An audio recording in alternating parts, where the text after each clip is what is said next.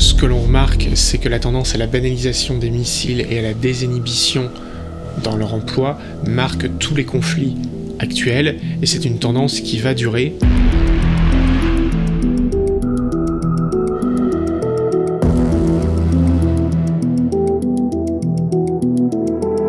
Les menaces aériennes et les missiles ne sont pas des nouveautés dans la conflictualité. La problématique auquel on est confronté, c'est que ces capacités se sont banalisées. De plus en plus d'acteurs possèdent ce type de capacité. Et en plus, il y a une forme de désinhibition dans leur emploi. C'est-à-dire que tous ces acteurs-là n'hésitent plus à les utiliser en grande quantité dans les conflits actuels. Et c'est notamment ce qu'on voit en Ukraine et au Proche et Moyen-Orient. Il existe tout un spectre de menaces aériennes. Des menaces dites des aéronefs pilotés et non pilotés qui ont pour objectif de collecter du renseignement ou de délivrer de l'armement. Elles ont vocation à rentrer à la base à l'issue de leur mission. A l'inverse, l'autre catégorie des menaces aériennes vise à frapper directement son objectif. Ces menaces s'étendent du drone kamikaze à différents types de missiles plus ou moins sophistiqués. Depuis l'apparition des missiles à la fin de la Seconde Guerre mondiale, toutes les puissances militaires ont développé des moyens de défense aérienne et antimissiles. Les missiles se distinguent des autres armes à distance parce qu'ils sont autopropulsés et guidés. Il y a une grande distinction généralement entre d'un côté les missiles de croisière et les missiles balistiques. Un missile de croisière, c'est un missile qui est propulsé tout au long du vol avant d'aller frapper son objectif. Il va donc être équipé d'un moteur, ça peut être un turboréacteur ou un moteur à hélice, qui va l'emmener du point de tir à la cible, propulsé tout au long du vol. Et de l'autre côté, vous avez le missile balistique, qui emprunte plutôt des technologies proches de celles des lanceurs spatiaux, dans lesquels le missile est propulsé au tout début de son vol, dans les premières secondes ou les premières minutes, puis c'est la vitesse initiale donnée lors de la propulsion et la gravité qui font le reste et qui vont lui permettre d'atteindre des grandes distances. En termes de défense, il faut pouvoir se prémunir des deux en fonction du compte de la menace qui a été appréciée, c'est-à-dire des adversaires potentiels, du contexte d'emploi.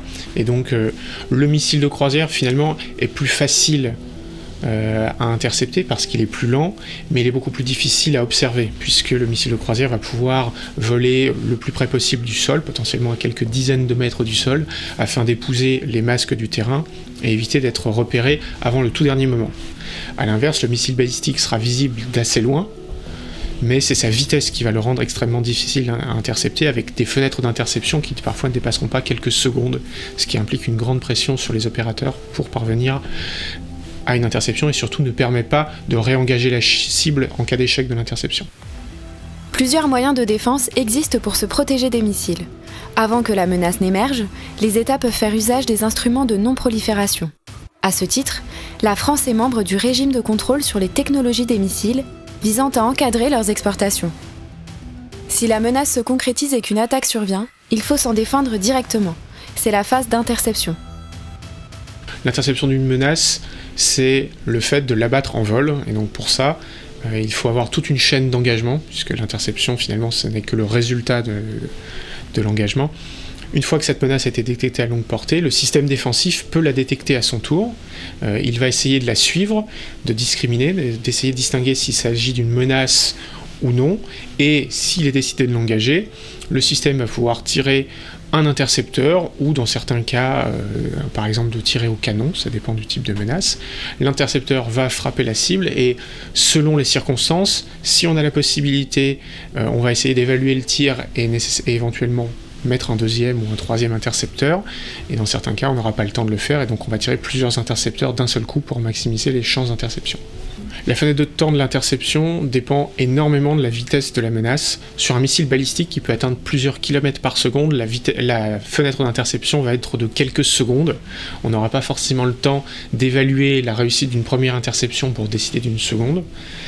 Là où sur un missile de croisière, pour peu qu'on l'ait détecté à plusieurs dizaines de kilomètres de distance, eu égard à sa vitesse, on va avoir potentiellement plusieurs dizaines de secondes, voire plusieurs minutes pour procéder à l'interception. Face à la multiplication des menaces missiles et aériennes et à leur utilisation désinhibée dans les conflits modernes, les armées françaises développent des capacités de défense capables d'y faire face. À compter de 2026, la France commencera à être équipée du système solaire moyenne portée terrestre nouvelle génération, le SAMP-TNG, qui va permettre d'augmenter les capacités du SAMP-T actuel grâce à un nouveau radar plus puissant qui verra des menaces plus lointaines et plus véloces, et un nouvel intercepteur qui sera capable d'intercepter des menaces elles aussi d'une plus grande portée et donc offrir une protection supplémentaire. Ce nouveau missile, l'Aster 30 BNT, sera également utilisé sur nos bateaux, notamment sur les frégates de défense aérienne qui seront rénovées à mi-vie au cours de la décennie 2030. Dans ce domaine, la France possède une filière industrielle nationale qui lui permet de maîtriser l'ensemble de la chaîne de protection, de façon à disposer de ses propres capacités de défense.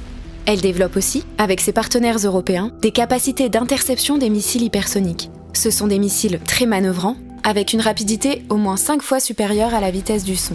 Actuellement développés par les grandes puissances militaires, ils constituent une des menaces les plus complexes à intercepter.